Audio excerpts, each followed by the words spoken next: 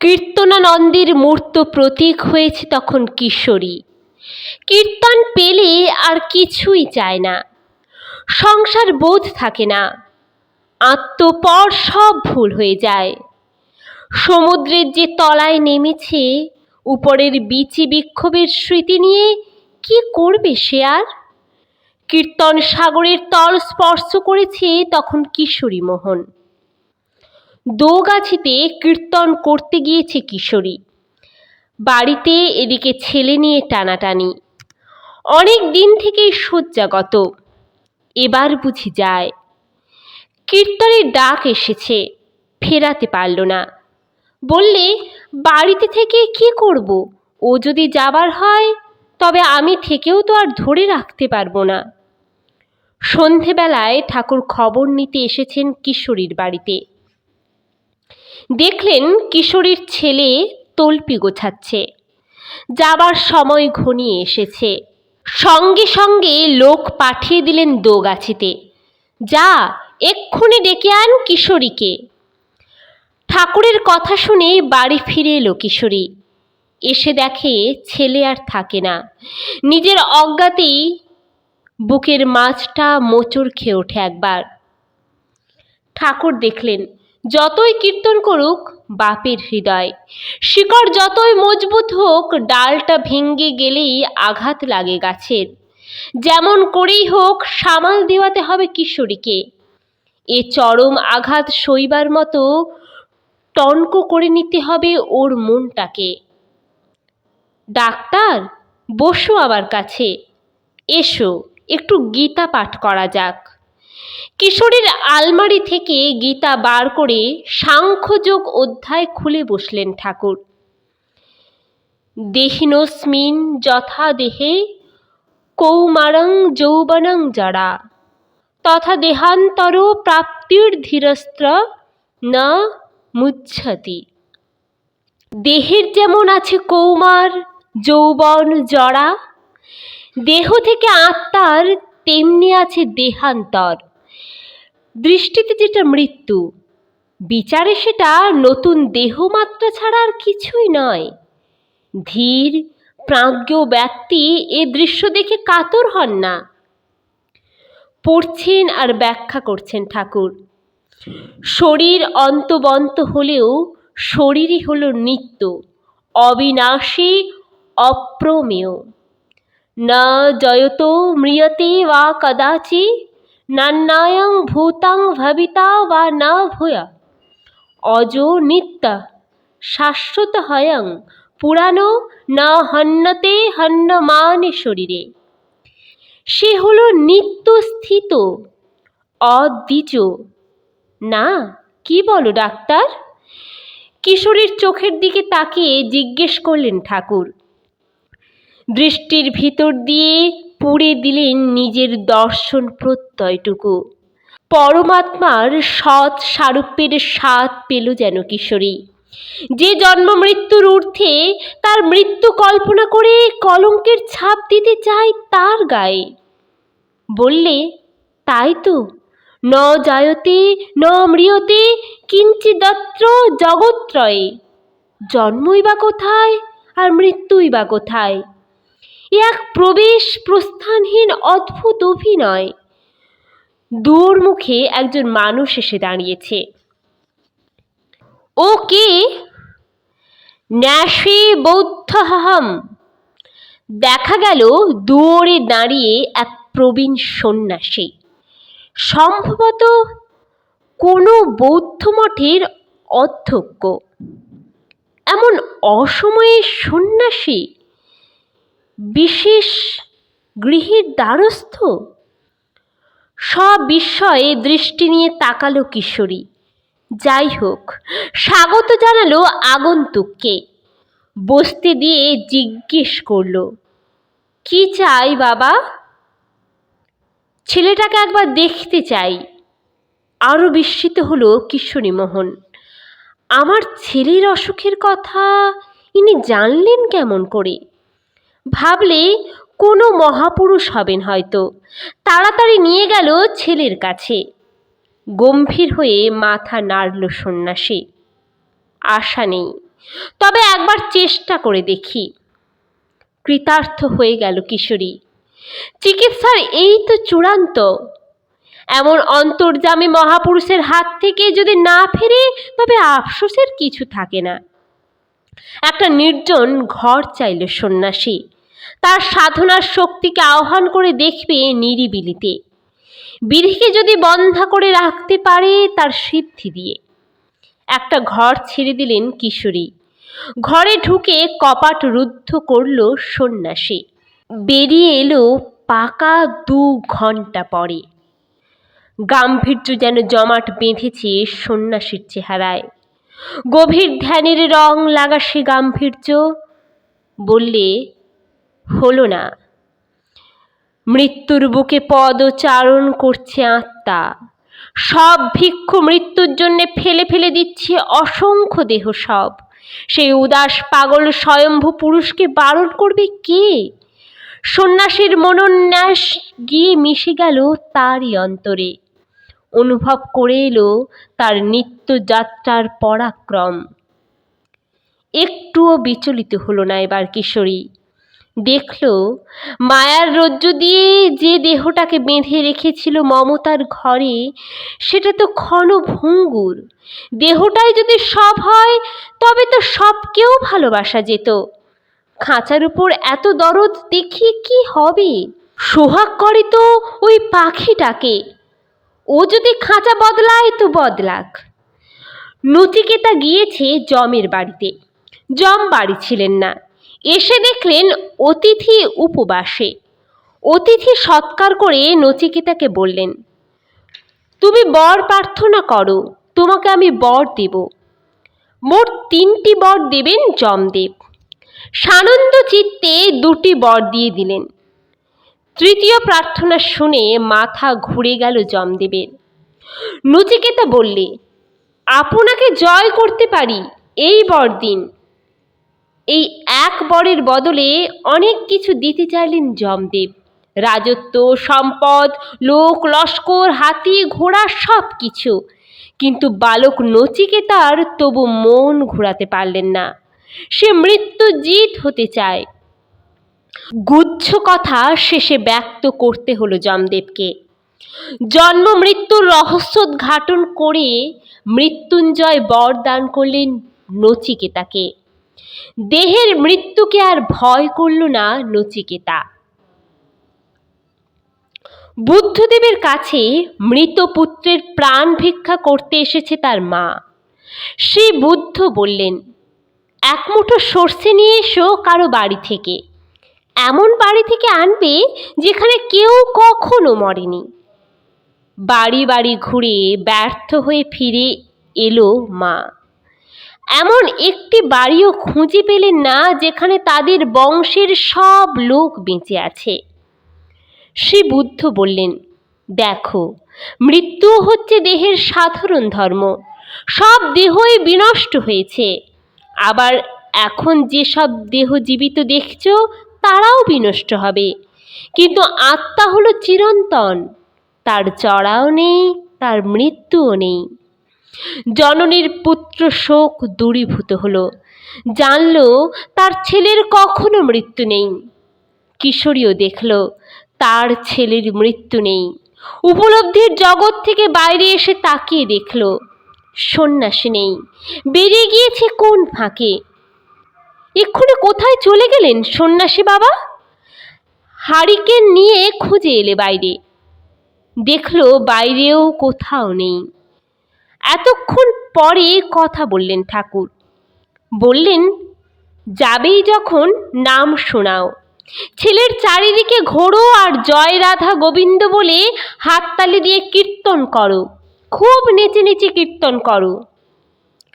ছেলে মরে যাচ্ছে, এখন কীর্তন করতে হবে আর নাচতে হবে। বিহ্বল হলে চলবে না, সবল হতে হবে, শীতাতপকে সমজ্ঞান করতে হবে। সংসার শিখেই সকলের উপরকার হাঁড়িতে রাখতে হবে ইষ্টপ্রীতি। মনে পড়ল ভক্ত শ্রী বাসের কথা। অঙ্গনে কীর্তন হচ্ছে, গৃহের মধ্যে ওদিকে একমাত্র ছেলের মৃত্যু হলো, তবুও কান্নাকাটি নেই, পাছে প্রভুর কীর্তনে বিঘ্ন হয়। তাই নিঃশব্দে সব সৎকারের ব্যবস্থা হচ্ছে। শ্রী চৈতন্য শেষে বুঝতে পারলেন শ্রী বাসের পুত্র বিয়োগ হয়েছে। শ্রী বাসের এবং তাঁর স্ত্রীর সর্বশোক হরণ করে নিলেন মহাপ্রভু। মৃত পুত্রের মুখ দিয়ে মোহবিনাশের বাণী শোনালে। শ্রী বাসের ছেলে বলে উঠল, তোমরা আমার জন্য দুঃখ করো না, দেহই তো আমার স্বরূপ নয়, আমি আত্মা, আমার মৃত্যু নেই, আমার ঈশ্বর দর্শন হয়েছে, এখন চললাম। পরম সান্ত্বনার বাণী শুনে আশ্বস্ত হলো সবাই। শ্রীবাস তখনও করুণামৃত পানে তন্ময়। সে সকলের উপর কোঠায় রেখেছে মহাপ্রভুকে। স্নেহ থেকে সহিষ্ণুতা, মহাপ্রভুকে ভালোবাসত, তাই পুত্রশোককে সহ্য করতে পারল শ্রীবাস। পুত্রের প্রস্থানে অশ্রু মোচন করতে হলো না এক বিন্দু। এরই নাম ভক্ত, বিগত জ্বর শরণ্যাশ্রয়ী। ভক্তের ভাবই হলো আলাদা, তার প্রার্থনাই হলো ভিন্ন। সে ভগবানকে বলে, তুমি চন্দন হও আর আমাকে করো জল, জলে চন্দন ঘষে আমি সুবাস বের করব। বলে, তুমি বন হও আর আমারে করো সে বনের ময়ূর, আমি পেখম মেলে নৃত্য করব তোমার অন্তরের অভ্যন্তরে। তুমি চাঁদ হইও আর আমাকে করো তোমার চকর, আমি দ্বীপ হয়ে পড়ে রইলাম, তুমি আমার মুখে শিখা হয়ে জ্বলে ওঠো। তুমি তো সোনা, কিন্তু আমাকে সোহাগা করে তোমার কাজে লাগাও। শুধু এই নয়, আরও একটি প্রার্থনা আছে। রুইদাস বললেন, আরও এক সম্বন্ধ আছে তোমার সঙ্গে, তুমি প্রভু, আমি দাস, আমার এই দাস সম্বন্ধ তুমি বজায় রেখো চিরকাল। ভগবান হলেন পরম প্রভু, পরম বিভু, পরম শোক উপহারক। হাততালি দিয়ে কীর্তন আরম্ভ করলো কিশোরী। কীর্তন করতে করতে নাচতে লাগলো, হুঙ্কার দিয়ে দিয়ে ঘুরতে লাগলো গোল হয়ে। নাম গান শুনতে শুনতে দেহ রাখল ছেলে। ঠাকুর বললেন, সৎকার করো এবার, একলা নিয়ে যাও ছেলে, অল্প বয়সের ছেলে, আদর করে গায়ের সোনা একটাও খুলো না। দেহের স্মৃতিটুকুই বা ধরে রাখতে দেবেন কেন? আসক্তির শেষ আশঙ্কাটুকুও নিঃশেষ করে দিলেন নিজের হাতে। বৈষ্ণব ঘরে দাহ করা হয় না, দেহ ভাসিয়ে দিতে হবে পদ্মার জলে। কিশোরীর তখন মত্তাবস্থা। গান করতে করতে ছেলের সব তুলে নিল কাঁধে। বর্ষার ঘন ঘটাচ্ছন্ন আকাশ, বৃষ্টি পড়তে আরম্ভ করেছে ফিস ফিস করে। মরা ছেলেকে কাঁধে নিয়ে একাকী শ্মশান যাত্রা করল কিশোরী। এঁটেল মাটি, জল পড়ে পিছল হয়েছে, যার পরো নাই। পায়ের আঙুল টিপে মাটি আঁকড়ে আঁকড়ে পথ চলতে হচ্ছে কোনো রকমে। বাড়ি থেকে শ্মশান প্রায় 1 মাইল পথ। শ্মশানে গিয়ে সব নামিয়ে ভাঙাচোরা ইট জোগাড় করলো কতকগুলো। একসঙ্গে করে ভাড়া বেঁধে মরা দিয়ে দাঁড়ালো পাড়ের উপর। ধারে সরে এসে কাঁধ থেকে ছুঁড়ে দিলে পদ্মার জলে। অমনি টাল সামলাতে না পেরে পিছলে পড়ল নিজেও। এই পাশটাই হলো স্টিমার যাবার পথ। পাড়ও যেমন উঁচু, জলও তেমনি গভীর। হঠাৎ প্রবল স্রোতে পড়ে জীবন বিপন্ন হলো কিশোরীর। শুধু যে ডুবে মরারই ভয় তাই নয়, কুমির হাঙরের অভাব নেই পদ্মায়, বিশেষ করে এইসব শ্মশান এলাকায়। জলের তোড়ে পড়ে কোথায় কোন দিকে চলল তার ঠিক নেই। কিছু বুঝে উঠবার মতো হুঁশও নেই। যে ক্ষীণ হুঁশটুকু আছে তাই দিয়ে স্মরণ করছে বিপদতারণ মধুসূদনকে। স্রোতের সঙ্গে চলেছে, কখনো ভেসে কখনো ডুবে। একবার ভেসে উঠতেই কিসের যেন ছোঁয়া লাগলো মাথায়। হাত বাড়িয়ে দেখে বাঁশের আগা নুয়ে পড়েছে জলের উপর। তাড়াতাড়ি চেপে ধরল জয়গুরু বলে। বাঁশ বেয়ে বেয়ে কুলে এসে উঠল। কিন্তু বিপদ এখানেও কম নয়। যেখানে উঠেছে সে এক বাঁশ আর বেতের বন। ডাঙায় তো উঠল, কিন্তু যেদিকে পা বাড়ায় সেদিকেই ঘন কাঁটার জঙ্গল। কোথায় এসেছে, কোথায় রাস্তা, কিছুই জানা নেই। এখানে এই অবস্থায় বেশিক্ষণ থাকলে সর্পাঘাতেই মৃত্যু নিশ্চয়।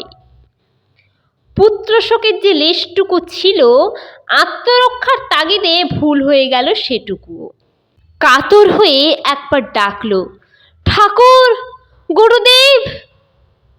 অমনি উত্তর এলো, ভয় নেই ডাক্তার, ভয় নেই, হাত ধরো। এ আবার কি? ভূত নয় তো? এ জঙ্গলে হাত ধরবে কার? সঙ্গে সঙ্গে বিদ্যুৎ চমক হলো একটা। কিশোরী দেখল হাত বাড়িয়ে দিয়ে জঙ্গলের মধ্যে দাঁড়িয়ে ঠাকুর। কিশোরী হাত ধরল ঠাকুরের। আবার যে অন্ধকার সেই। জিজ্ঞেস করল, তুমি এখানে এলে কেমন করে ঠাকুর? উত্তর হলো, এসো এখন তাড়াতাড়ি। ডাকে আবার জিজ্ঞেস করে, এলে কেমন করে? হুঁশ থাকে না কিছুই। ঠাকুর আগে, কিশোরী পিছনে, হাত ধরে। কেমন করে কোন দিক দিয়ে কোথায় চলেছে কিছুই মালুম হচ্ছে না। খানিকক্ষণ চলে হঠাৎ ঠাকুর বললেন, এই যে ডাক্তার, এসে গেছি। কিশোরী সামনে তাকিয়ে দেখে ঠাকুর বাড়ি পৌঁছে গিয়েছে তারা। বাড়ির মুখে লণ্ঠন হাতে অপেক্ষা করছেন মা। ঠাকুর যাবার সময় বলে গিয়েছিলেন, মা তুই দাঁড়া, আমি কিশোরীকে নিয়ে আসি। লণ্ঠন হাতে তাই অপেক্ষা করছেন মা। ভাবছেন না জানি কত ব্যথায় পেয়েছে আমার কিশোরী। সঙ্গে করে বাড়ির মধ্যে নিয়ে গেলেন কিশোরীকে। ঠাকুর বললেন, মা একটু জুতজাত করে দে ডাক্তারকে। কিশোরীর মুখে কথা নেই। ছেলেকে তো হারিয়েছে, কিন্তু এ কাকে পেয়েছে সে? মধুসূদন বলে ডাকতেই যে সাড়া দেয় সেই কি মধুসূদন হয়? বিপদে স্মরণ করতেই যে হাত বাড়িয়ে দেয় সেই কি বিপদ ভঞ্জন নয়? আর এই মা, বাৎসল্য স্নেহরূপা এই লোকপতি জননী। শোক মুক্ত হলো কিশোরী, শোক মুক্ত হলো, কিন্তু চিন্তা মুক্ত হতে পারল না। সকালে উঠে আবার ভাবতে বসল। ছেলের মৃত্যু, নিজের জীবন রক্ষা, চিন্তা সূত্রে একটার পর আরেকটা গাঁথা হতে লাগলো অনবরত। একটা হলো বৈধি ব্যবস্থা, আর একটা হলো অহেতুকী করুণা। একটা হলো নিয়মের সংযমে বাঁধা জম, আর একটা নিয়মাতীত প্রেম। একটা অপেক্ষা করছে বিধির, অন্যটা অপেক্ষা রাখছে শুধু প্রীতির, অনুরাগ এবং অনুগতির। এই লীলা বৈচিত্র্যের যোগসূত্র খুঁজে বের করবে কে? খুঁজতে গিয়ে খেই হারিয়ে ফেলল কিশোরী। ভাবতে ভাবতে হঠাৎ এ কি হলো আবার? সর্বাঙ্গে আগুনের জ্বালা কেন? পায়ের দিক থেকে মাথার দিকে উঠছে একটা অদৃশ্য অগ্নিবহ্নি। চিন্তা করতে করতে আগুন লেগে গেল নাকি দেহে? কিছুই বুঝতে পারল না কিশোরী। জুলুনিতে অস্থির হয়ে পড়ল। মনে মনে বললে, ঠাকুর এ আবার কি হলো? যাই হোক, এই দহনকে নিবারণ করো। করুণার ঝর্ণা খুলে গেল যেন উপর থেকে। মনে হলো একটা জলপ্রপাতের পতন আরম্ভ হয়েছে মাথার মধ্যে। তার বরফ শীতল ধারা বয়ে গেল সর্বদেহে। হিমস্পর্শে মুছে দিল সেই অঙ্গদাহ। কি গো, আগুন লিভল? তাকিয়ে দেখে সামনেই ঠাকুর দরজা ধরে দাঁড়িয়েছেন কখন এসে। কি ডাক্তার, গেল? থ মেরে গেল কিশোরী। যে সর্বশেষ শোক চিহ্নটুকু রয়েছে তাকেও মুছে দিতে হবে একেবারে। ভালোবাসা কি আর শুধু মুখের জিনিস? যাকে ভালোবাসে তাকে ভালোই বাস করাতে হবে। ও শোক তপ্ত হয়েছে, ওকে শীতল করতে হবে। এই হলো ঈশ্বর স্বভাব। তিনি সর্বশক্তিমান, সব পারেন। শুধু একটি বিষয়ে তিনি অপারগ, শরণাগতকে ত্যাগ করতে পারেন না, বিমুখ করতে পারেন না প্রার্থনাকে। একবার ডাকলেই তিনি তার পিছু নিলেন। রামকৃষ্ণদেব বলতেন, ভগবানের এক হাসপাতাল আছে, সেখানে ভর্তি হলে আরোগ্য না হওয়া পর্যন্ত আর খালাস নেই। নাম লেখালেই নিরাময় হতে হবে, সুস্থ স্বস্থ আত্মস্থ হতে হবে, তৎসংস্থ হতে হবে। কিশোরী একবার ভর্তি হয়েছে, ত্রিতাপ জ্বালা থাকতে ছাড়বে কেন? কিন্তু মানুষ তার কতটুকু বোঝে? কিশোরী বা তখন কতটুকু বুঝেছে? জিজ্ঞেস করল, এসব কি, কিছুই যে বুঝছি নে। ঠাকুর তার কোনো উত্তর দিলেন না। বললেন, একটা গান আসছে মাথায়, কাগজ কলম দাও। কিশোরী কাগজ কলম দিলে। ঠাকুর লিখতে লাগলেন, দুনিয়াদারির খেলা ভাবলে পাগল হয়ে যাবে। আজ যে নেশায় বিভোর হয়ে আপন ভুলে রবে, কাল সে নেশা ছুটে গিয়ে অকলে ভাসিবে। আজ যে খাটে ফুলরানী কোলে নিয়ে ঘুমাবে, কাল সে হয়তো কোলের কাছে শ্মশান দেখতে পাবে। আজ যে তোমার ননির গোপাল আদরে নাচাবে, কালকে তাহার পচা মাংস শেয়াল শকুনে খাবে। আজ যে সুন্দরী রূপের গৌরব করিয়া বেড়াবে, কাল দেখবে সে খাদা কুৎসিত ভিক্ষে মেগে খাবে। আজ যে সুন্দর রূপটি দেখে কোলে তুলে নেবে, কালকে পচা কুষ্ঠ দেখে নাকে রুমাল দেবে। তাই বলি ভাই, হরি বলো, কাজ কি মিছে গড়বে? অনুকূল বলে, কিশোরী তোর সবই মিছে ভবে। হরে কৃষ্ণ বল রে, যদি সুখে ভব পারি যাবে। এই নাও, এইবার গাও দেখি, বলে নিজেই গান ধরে দিলেন ঠাকুর। কিন্তু প্রথম থেকে নয়, আরম্ভ করলেন শেষ চরণ থেকে। অনুকূল বলে, কিশোরী তোর সবই মিছে ভবে। হরে কৃষ্ণ বল রে, যদি সুখে ভব পারি যাবে। এইবার বাছো, কোনটা চাও বলো, দেহপ্রীতি না হরি সংবর্ধনা? আর্ত মানুষের ত্রিতাপ হরণ করতে হরি আসেন মানুষ হয়ে। সেই নরহরিকে ভোজে ভব সমুদ্র পার হতে চাও, না চাও এই দেহ সবের ভেলায় চড়ে ঘুরে মরতে? ও দেহের দাম কতক্ষণ? যতক্ষণ ওই দেহ নিয়ে অর্চনা করতে পারবো সেই অক্ষর স্বরূপকে, যতক্ষণ ইষ্ট সেবার সামগ্রী ততক্ষণই জীবন্ত, নইলে ও তো সবের সামিল। দেহ ধারণের উদ্দেশ্যই তো ঈশ্বর লাভ, অন্য লাভ লাভ নয়, খোয়া। নরত্রাণের জন্যে হরি হয়েছেন চাক্ষুষ, তাকে একটু দেখবে না? জীবনাঙ্গনে তাঁর পদধূলি নিয়ে লাভবান হবে না? তৎসর্বস্ব হয়ে তন্মনা হও। আর সবই তো বাজে, শুধু তো বাজনা শুনতেই আসনি, এসেছ দেব দর্শন করতে। তার প্রসাদ পরিনির্বাণ লাভ করতে।